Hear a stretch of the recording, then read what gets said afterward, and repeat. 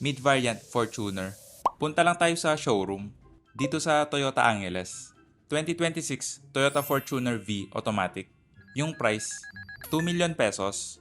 Halos same lang yung front fascia sa Fortuner G. Gloss black yung front grille. May front camera. Naka-projector LED headlamps. Equipped to ng daytime running light, pero hindi yan. Nandito sa lower bumper yung DRL, na turn signal light na rin. LED fog light. May front skid plate or bash plate na metal. 18-inch alloy wheels. Naka-disc brake sa front and rear wheels. Body color side mirror cover. May camera for 360 view. Equipped din to ng blind spot monitor. Chrome door handle with smart entry button. Medyo mataas din yung ground clearance. Check natin yung interior. Medyo makitid pa rin yung side stepboard, kaya mahirap siyang tapakan. Lalo na yung pababa, konti na lang yung area na pwede mong tapakan. Fabric seats. Manual seat adjustment sa driver.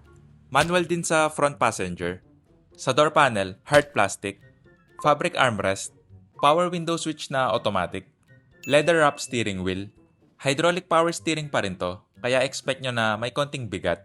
May wood accent yung top part ng steering wheel. Equipped din to ng paddle shifters. Mas gusto ko din yung ganitong black color compared dun sa matte silver. Analog pa rin yung gauge cluster with multi-info display. Push start ignition. Pagdating sa visibility, okay naman, mataas yung ride height. Kitang-kita yung hood. Hindi rin sobrang kapal ng A-pillar, kaya less blind spot. Leather yung part na to ng dashboard. Tapos, hard plastic na lahat. 9-inch infotainment system. Same lang din to sa top of the line na GRS. Wala nga lang volume and tuning knob. May 2 USB port, dual zone climate control. Okay lang yung feel ng knob at switch. May wireless charging pad, 6-speed automatic transmission. May eco and power mode. Manual handbrake. Padded leather yung center armrest. Check natin yung storage. Malaki na rin yung storage space. May upper glove compartment or cool box. Dampen yung glove box. Wala nga lang vanity mirror yung sun visor. Pero yung sa front passenger, meron. May cup holder sa baba ng AC vent. Iset ko lang yung driver seat sa driving position ko. Check natin yung second row. For reference lang, 5'7 yung height ko. Sa door panel, hard plastic. Fabric armrest. Power window switch na automatic. Fabric seats. Wala nga lang grab handle sa B-pillar. Nakaset na to sa driving position ko, yung legroom. Okay naman yung knee room, maluwag na rin. Yung foot space, makakapag-stretch ka pa. Hindi nga lang flat yung floor, medyo mataas din yung hump. Okay naman yung foot space sa middle seat, comfortable na rin yung seating position. May 12-volt socket, 2 USB port. Yung headroom, nasa 3 to 4 inches pa. Okay din yung seating position, hindi siya upright or 90 degrees. Reclining seat din to, kaya hindi problema yung seat angle. May slide adjustment tong second row. Useful to, lalo na kung kailangan ng extra legroom sa third row. May overhead AC vent with fan speed control. Check natin yung cargo space. Halos same pa rin yung design ng rear end compare sa previous model. LED taillight. May reverse camera. Parking sensor.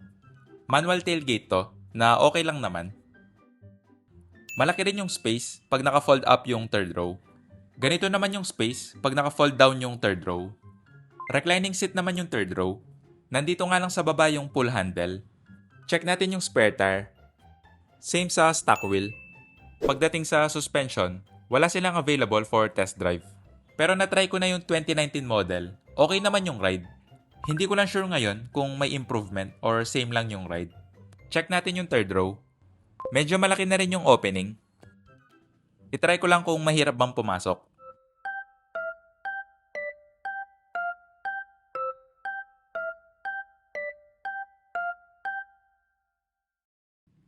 Bali nakasagad yung pagka-backward nitong second row, yung legroom.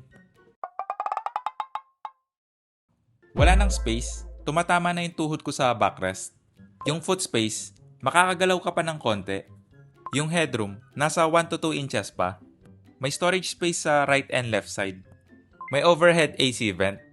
Okay pa rin naman yung third row, basta i-adjust lang ng konti yung second row. Check natin yung engine bay. 2.4 liter turbocharged diesel engine. Okay yung engine performance nitong 2.4. Hindi ka mabibitin sa power. Palike na lang and subscribe. Paalam.